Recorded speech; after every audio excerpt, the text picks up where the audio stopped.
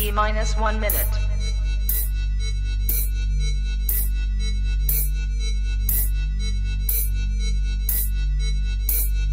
T minus 50 seconds.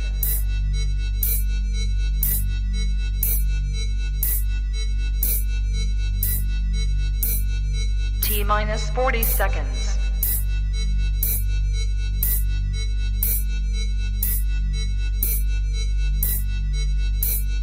T minus 30 seconds.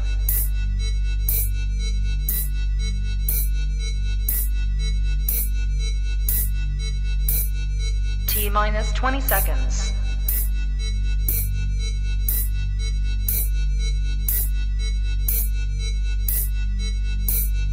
Ten, 9, 8, 7, 6, 5, 4, 3, 2, 1, 0. Own it, own it, own it, Kong. I own it. It did. Women's Wrestling Talk, the #1 women's wrestling show on the planet.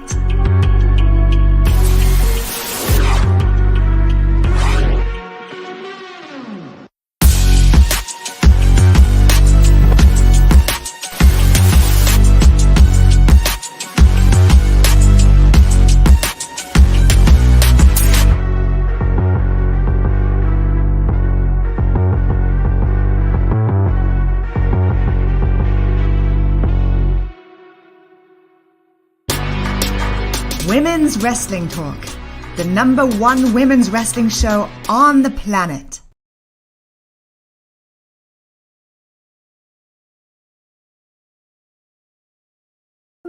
Oh, wait, hold on. I have my mic on. Hello. How are you today, my amazing, beautiful co-host? Oh, yes. Oh, shoot. See, I got it the wrong way this time. Hey. Hello. My name is Aisha, and this is Shay, and this is Women's Wrestling Talk, the #1 women's wrestling show on the planet. We are back for another episode of Women's Wrestling Army after show. We're here to talk about it, and to answer your question, I've been all right. Just working my way through life. How are you doing? Honestly, that was a great way to say it. Working my way. That is the perfect way to say it. Honestly, it's just, life is lifing, and so we just do the best that we can. Yeah, she's definitely lifing. Yeah. So we have episode 10, Into the Wasteland, to cover today. This is a good one. I think we always enjoyed the ones where Max the Impaler is on. Just because they bring such a different dynamic to the show every time. That's just me. But let's talk. Let's get into it. Oh, yes, let's do it. Okay, so right out the bat, we have Gia Scott versus Laynie Luck. I felt like I was being pulled two ways because I literally love them both. Like, something about Laynie, like just the way she wrestles, is just so... It's what I'm looking for. But Gia has so much personality and also is great in the ring as well. It's like they both have such great qualities. So I was like, ugh. How are you when you first saw they were going up against each other? I was really excited. The last time we saw Laney was last episode where she wrestled against Cosmic and won that one. And then the last time we saw Gia, that was she was up against Janai, I believe, Janai Kai. And I believe Janai took that one, and I was just like, oh, okay, like let's get into it. And I felt the same as you because of we talk about how we're fans of Laynie Luck, but we're also huge fans of Gia Scott, the greatest damn woman. You know what I'm saying? Like she's fantastic. So we knew this was going to be a good one. No, absolutely. So right away, Lenny Leonard did bring up that last week, Laynie did knock off Cosmic, and so this week she was looking for more build-up. So right away, both women lock up and trade between arm holds. Gia is able to maneuver herself out of the hold. Laynie had her in, but then Laynie reverses and gets Gia in a wrist lock. Now, after that, Laynie hits a snapmare into a body scissors that she uses to get two roll pins on Gia, roll or upside down, whatever you call it. Gia Mhm. hits an arm drag, but Laynie then returns with her own arm drag, and then Gia hits another arm drag. It was a lot of arm drags. I was like, okay, wow. And then Gia runs into the corner, but Laynie moves and then pushes Gia. Laynie over the top rope into the corner. That was an interesting spot. And then Laynie then hits an open palm strike, follows up with an arm drag off the ropes, which was pretty cool to see. What were your thoughts on just the beginning points of this match? I think you're right. They did have quite a few arm drags, which I like. I love seeing. I love seeing the arm drags. Again, like I like a nice swift, super kick to the face. I like, that is my move. It's simple and things like that. But the arm drags are, especially when Laynie Luck does them. I think specifically when she does them, they just look so clean. And there is a moment that actually Laynie mentioned, which I was like, this is very true, that right off the bat, like Laynie had the advantage, and I feel like she kept that the entire match, and he was waiting for Gia to like Gia, where are your moves at? Like we need something that like hits, and I noticed that like she wasn't coming in as strong. Oh no, Laynie just had her off her game. I mean, it's she's Laynie. But moving back into the match, Gia got a kick to the midsection by Laynie, followed up with a suplex and a kip up, which I love. After that, Gia then meets Laynie with a big boot to the face for her own pin attempt, which was unsuccessful. Following that, Gia throws Laynie into the corner and drives her shoulder into Laynie's midsection and repeats this a second time in the corner. Another pin attempt to no avail. Gia pounds away at Laynie, then tosses her outside the ring, but Laynie stays on the apron. Gia charged Laynie. Laynie gives her a big boot, then hits a senton, which I thought it looks so clean, so good. Like that's the thing with Laynie. Most of her moves always look so clean to me. I love that presentation. After that, both women collide, having the same idea, and both lay flat on the mat. Both women on their knees trade forearms for a bit of time before Gia hits a suplex for another pin attempt. What were your thoughts on this? Like they were going back and forth. The senton was beautiful. I rewound a couple times just so I could watch that moment because it was very clean and actually unexpected, right? Like when she got up on the ropes, you were expecting, and I was like, oh snap, like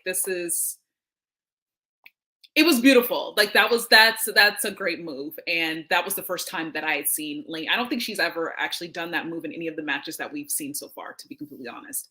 And so I'm like, more of that, please. I agree. More of that. Back into the match, Laynie goes for a sleeper, but Gia throws her off easily. That's when Gia was kind of showing her power. She definitely had a power advantage in this match, but you really couldn't tell because Laynie was leveling the playing field for sure.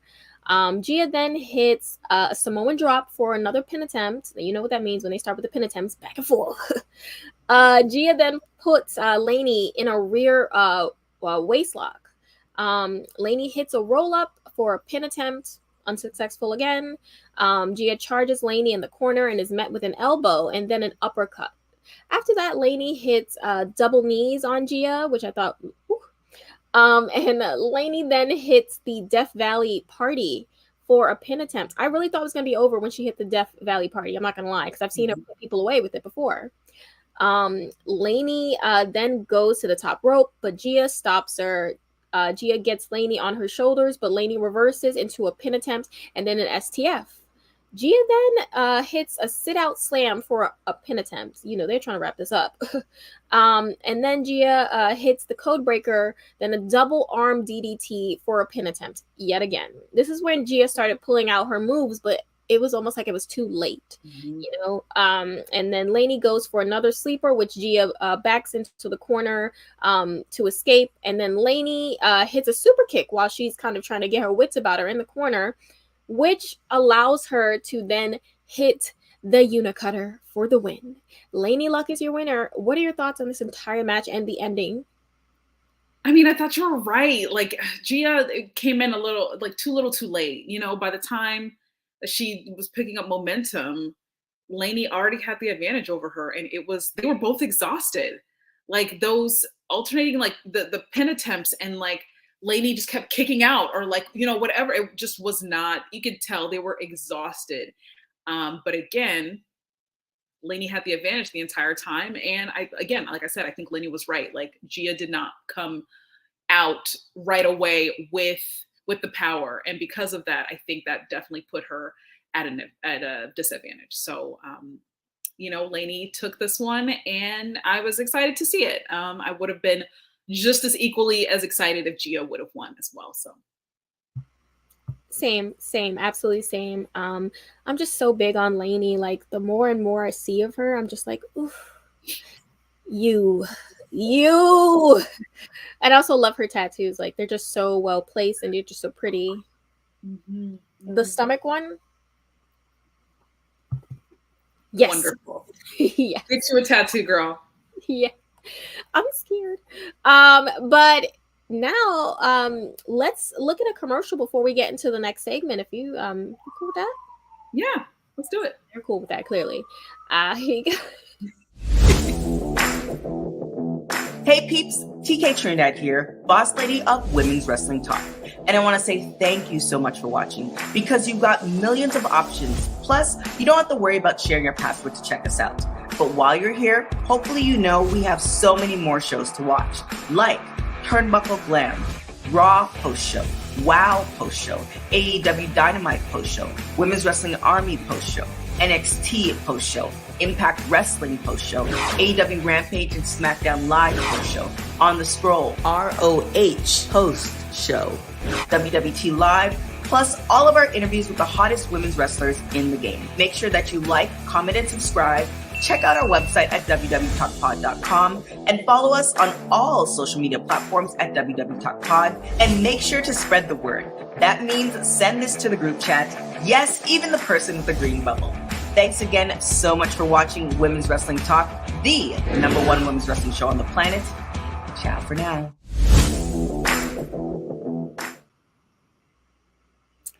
Yes. Before we get into it, I wanted to say hello. Hi.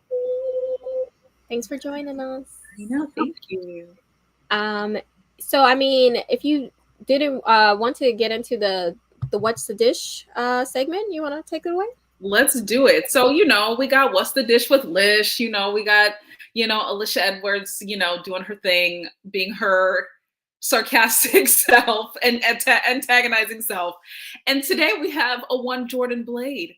And, Lish wants to talk to Jordan about her hold, her like nice little sleeper hold. And she's like, so, and Jordan, emphasizes that, she has a blue belt in Brazilian Jiu-Jitsu.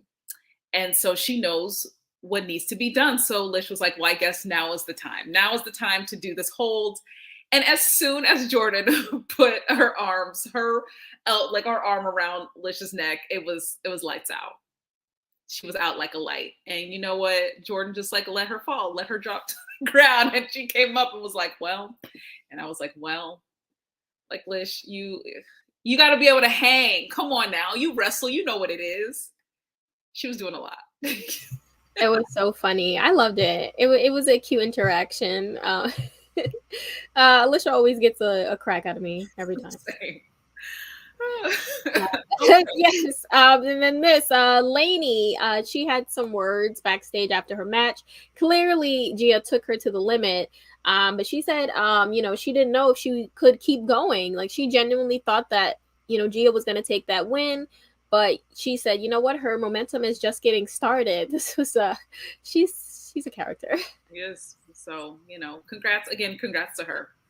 Absolutely. Look at that. Oh, my tattoos. Yes, I'm sorry. If you want, they also went, did like kind of a small interview with Lufisto, if you wanted to kind of touch on that. Absolutely. So we see Lufisto, legendary Lufisto, and she's basically talking about her decision to still be in the game after all these years, right? 25 years. And she's like basically saying that she doesn't know why she's staying in it, but she loves it and that she still gets butterflies. and that, until the day that she no longer enjoys it, she'll be in it. And, wrestling is, especially women's wrestling is luckier for it. And she also talks about, the things that she has learned and basically how she doesn't want to stop learning. She said the day that you stop learning is like, like you are done. Like she always is learning something new every single time. And yeah. And the last time we saw her, of course, was with up against Riley Shepard. So, and what a match. But yeah, so it was nice to just have like a little insight inside of her brain and why she still continues to wrestle and coaches, of course. And she says that, it's been rough. There have been ups and downs, but she's here to stay, for the time being. And we're very glad for that. If Lufisto's going to be giving out these matches, stay forever. Let's go ahead and get into this one, okay? Because there was a lot going on. And like, here comes Amy Rose. Like, I can't. I can't with Amy. They're in trouble. I cannot with Amy Rose. She comes out, does her thing. So we have, obviously, with the arrival of Amy, we know Max is not far behind. And then we have Lufisto coming out, and Shay, go ahead, take it away. Let's get into this. Yes. So right away, I mean, they charged each other. I mean, I was like shocked because again, I just have not seen someone give Max this type of run for their money. I really haven't. So it was just cool to see. And then, Max obviously pushes Lufisto away, pushes Lufisto on the mat. Like, come on, stop. Just stop. Lufisto then continues swinging and hits 2 spinning back fists that don't affect Max at all. Moving into that, Max tries to pick up Lufisto, but she scratches Max's eyes.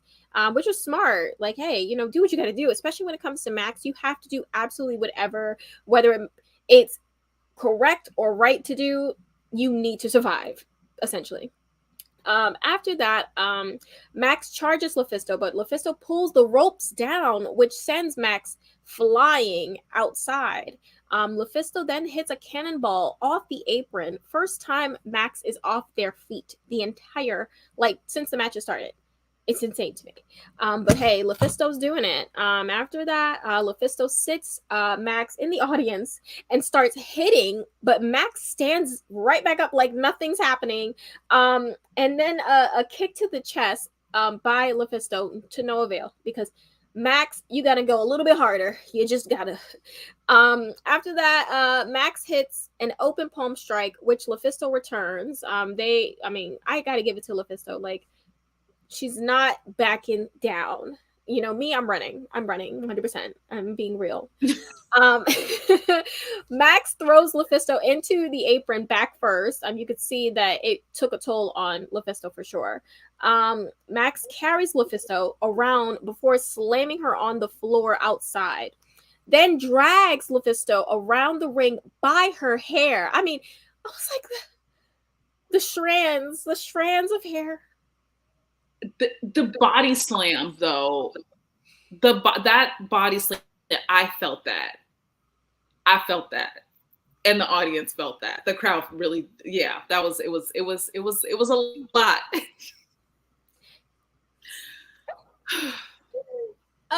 And then Amy Rose then gives Max a chair, which is the last thing that Max the Impaler needs. Like, come on here. But luckily the ref was there and did take it away. Lufisto gets up and takes that same chair, sets the chair up, and when Max charges, Lufisto then trips Max face first into the chair. I was like, perfect, smart thinking. I know Amy felt ridiculous after that because you literally presented Lufisto with the weapon to hit Max. Hey, that's what happens. Mm-hmm. After that, Lufisto then sits Max on the chair and gives another strike. After that, then hits a drop kick. Very cool. I loved it. Which is, it's starting to get to Max. You could tell. And then Amy Rose then rakes Lufisto's back. Like, come on. And then Max begins choking Lufisto on the ropes with their knee. And Amy follows up choking Lufisto as well while the ref is distracted. Does Max really need the help, Amy, though? It does not. Does not. And the whole time I'm like, Amy, now you know Max got this. So what is it that you're doing? What do you think you're doing this entire time? Like, and look at this boot to the face. Look at Max. Poor Lufisto. Like, look at this. I paused it and I said, oh no, that is on her face. Like, this was painful. Like, I don't know. Moving back into the match, Max stretches Lufisto's arm over the rope. Oh, just going to town at this point. After that, then starts choking Lufisto in the corner with their foot. And Amy Rose helps again. Why? And then Max goes for a powerbomb, but Lufisto plants her body to the mat. So Max can't lift her, which I thought was so smart. I was like, yes, protect yourself.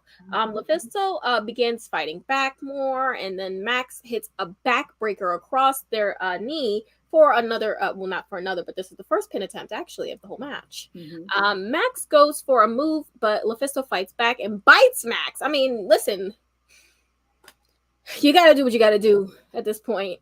After that, Max starts putting pressure on Lufisto's neck, causing Lufisto to almost pass out. But Lufisto, on the third hand drop, was able to get the momentum back. I was like, this is a legend. That's it. Max hits a headbutt that briefly staggers Lufisto. Briefly. I had to say that briefly because most people would have been down for the count. I'm most people. I just wanted to make that clear. Me too.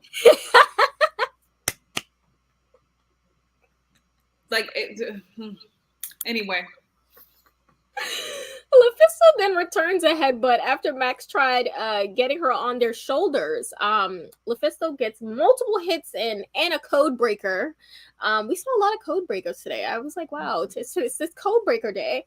After that, Lufisto hits a belly to back suplex off the ropes, which I thought was very cool. Max catches Lufisto with a Samoan drop, another pin attempt by Max. Max is in disbelief that Lufisto kicked out, so another pin attempt. I don't know what that was for. That's such a pet peeve for me. I'm like, why are you doing it again? It's not going to change anything. Right. What were your thoughts on like everything going on? This is so chaotic. Oh, it was. There was a whole lot going on, but I think you're right. Like Lufisto, like I say every single time that Max is on, that whoever is going up against them, they have to be smart and strategic, and we see that here with Lufisto. And so for me, that's why I was really excited about watching this match, because I'm like, Lufisto, with all of her experience, like she knows what needs to be done, and right away, like had Max at a disadvantage, and it was really they were equally matched, as opposed to when we've seen Max just like throw all the other. I keep thinking about the match with Lena Lennox. I think that was like the first time we saw Max, and she's like has like short blonde hair. I'll show you pictures afterwards, and just how like Max just tore her up, and I said, oh no, here we go. And so this was a nice contrast to that. No, definitely. I always love when, someone who seems unbeatable meets someone who is not going to go down without a fight. And it makes them almost seem like they are beatable to some extent. So back into the match. Max charges into the corner, but Lufisto moves, causing Max to go shoulder first, as you see in that first photo. Lufisto then lifts Max up for a slam, but Lufisto hits a cannonball in the corner for a pin attempt. Max starts losing it and knocks the ref out. Lufisto then shoulder tackled the other ref. I don't even know what's going on at this point. Both hit clotheslines. Both are now fighting at ringside, just all over, and just keep going until the bell is rung. Like it's no contest now. No one wins. They are still going at it like they got beef that transcends Women's Wrestling Army. It's more than that. I don't know what's going on.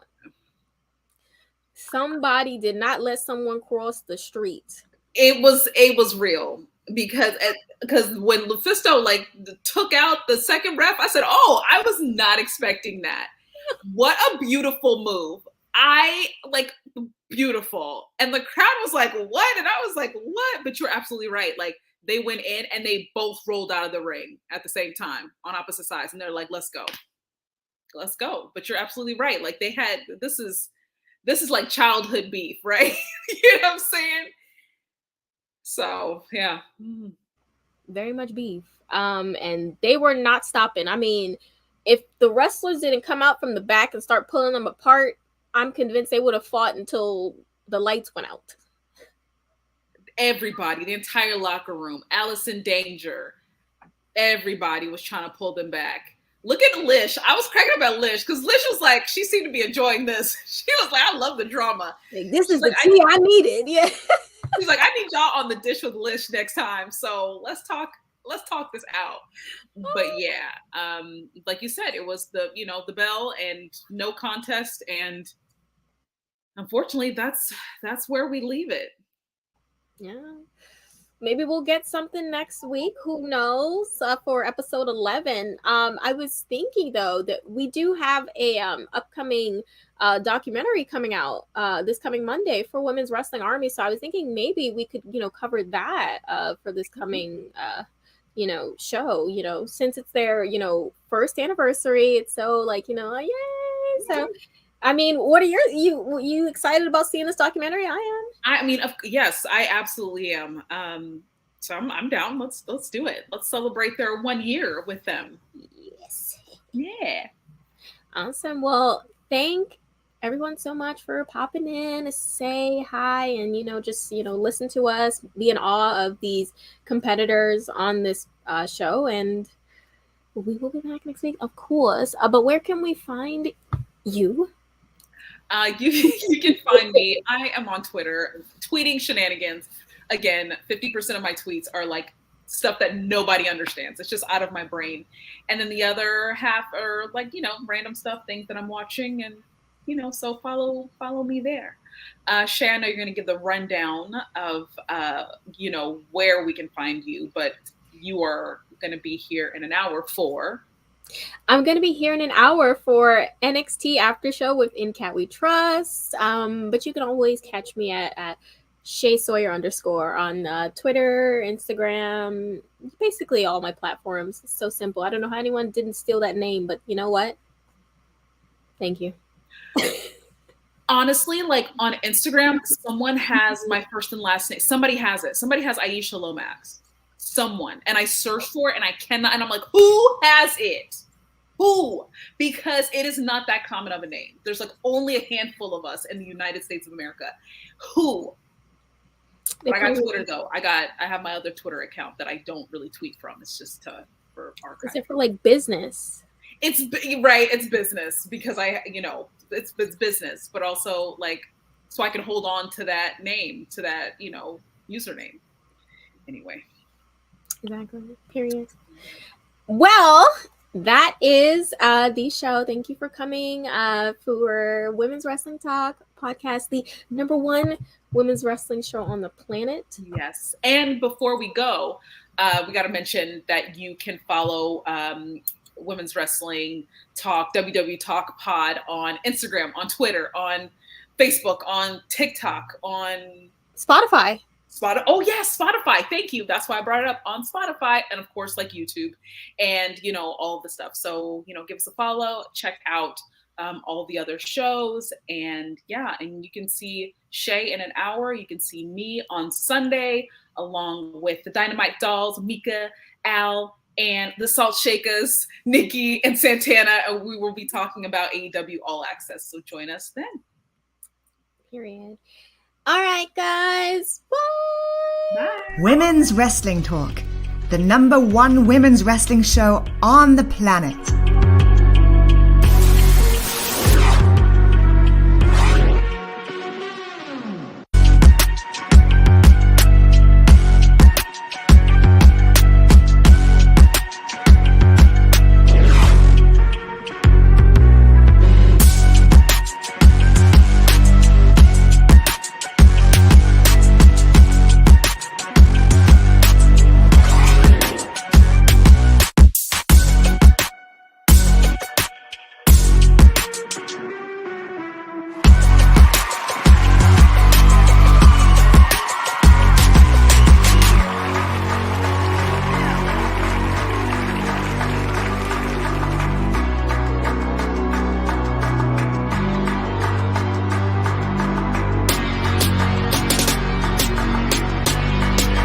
Women's Wrestling Talk, the #1 women's wrestling show on the planet.